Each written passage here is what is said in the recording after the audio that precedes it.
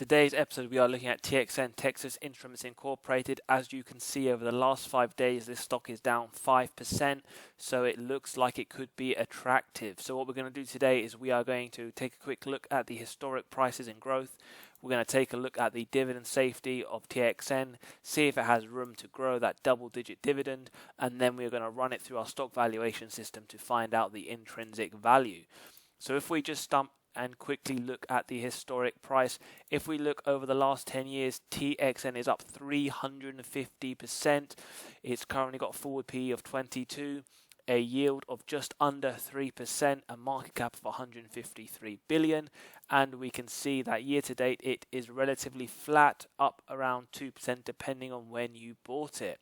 So what's really interesting about this stock for me is that it has been trading at a premium. However, I believe and hopefully we can see that this stock is undervalued, and as you can see in the 5 years, up 62%. So let's take a look at the dividend safety, currently rated a 90, which is very safe. We're going to take a look at the rest of these metrics. Market cap 154 billion and is currently down in today's market around 1.5%.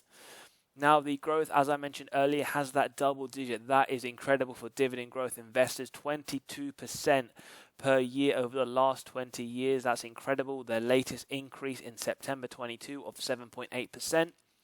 Now they've increased that dividend over the last 19 years, 25 years for it to become a dividend aristocrat, and they have paid that dividend over the last 61 years without a deduction, which is incredible. So already off to a good start.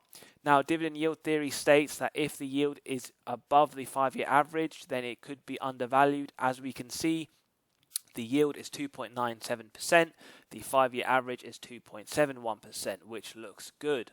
The sector P comparison is roughly in line at 22 as opposed to the 21.1 for the sector. The forward PE is essentially in line with that 5-year average, as we can see here, and the 52-week price range is trading in the middle of the 52-week low and 52-week high.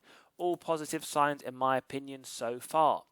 Earnings payout ratio, I do prefer to look at the free cash flow payout ratio if you've seen my other videos.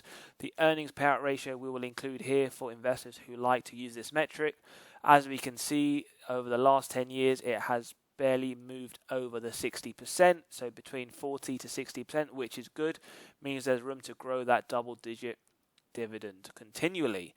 I personally prefer to look at the free cash flow as it's less susceptible to manipulation in earnings.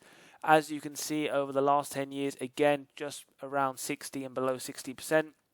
2022, it was around 73%. So that's definitely something just to keep an eye on to ensure that it doesn't trend upwards. Now, the last 12 months and the next 12 months, these are figures that I would keep an eye on, as essentially we want this to be around 60% or below to increase that dividend. Now, looking at sales growth, I typically like to look around 3 to 7%, steady moderate growth. As we can see here, there have been negative growth and some stagnant growth. So one to just keep an eye on and understand further. The latest growth in 2022 was 9%. If we look at the actual total sales in figures rather than percentages, we can see that it has grown over the last 10 years from 12 billion to 19 billion. So there is some good growth. However, we would like to see that continued and in an upward trajectory moving forwards. Shares outstanding, we know we like companies that buy back shares as this returns excess cash to shareholders.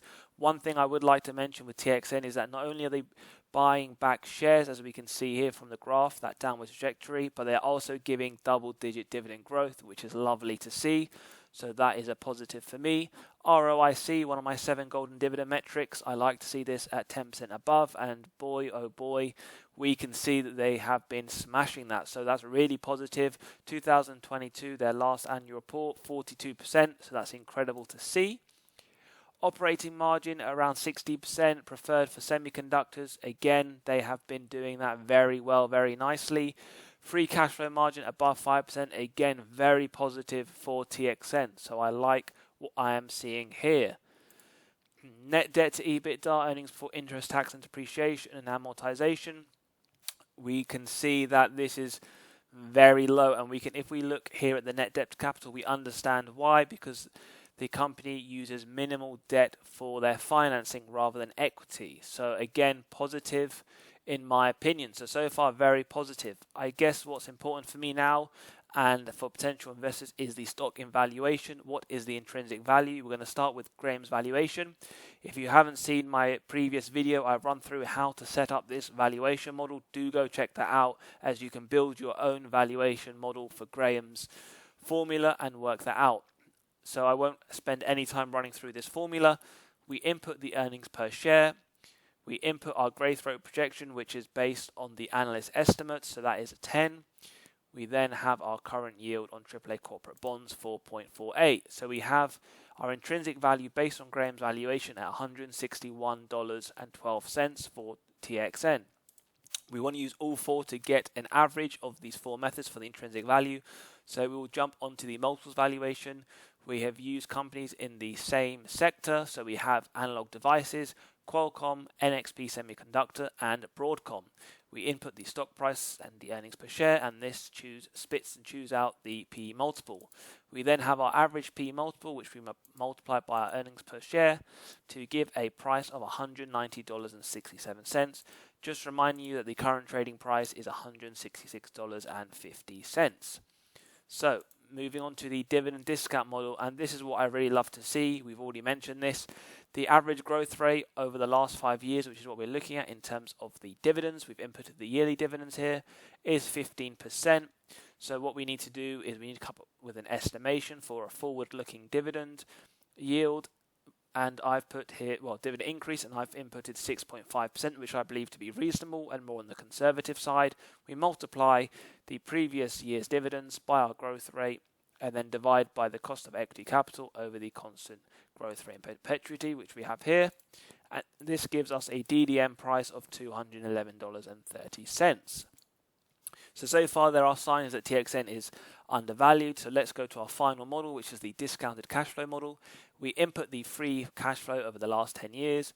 We have the average growth rate, 8.65%. I've used pretty much the same percentage, just as we've used the last 10 years. I feel like that gives us a good idea looking forwards. This then gives us the future free cash flow and the terminal value. Using the discount rate, we get the present value of future free cash flows. We then sum that up, add the cash and cash equivalents, deduct the total debt, and arrive at our equity value. We then divide this by the shares outstanding, and this gives a DCF price of $150.77, which is slightly below the current price.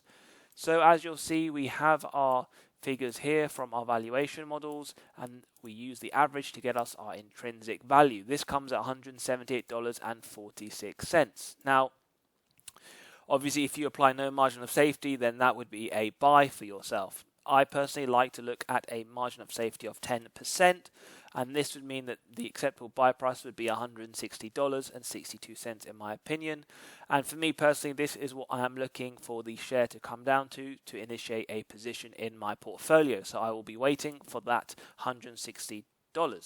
Now, I know that some people would prefer 20%, and that would be an acceptable buy price of $142.77. If we have a quick look, as you can see, the 52-week low is $144.46, so it could be possible that it could hit that. However, we don't know, as this depends also on the economic system. Finally, we're going to look at the Wall Street price forecast, and they have forecasted a price of $189, showing upside to the current market price. Now, like I said, I will be waiting to get a 10% margin of safety and looking to initiate a price at $160. If you like the video, smash the like button, smash the subscribe button.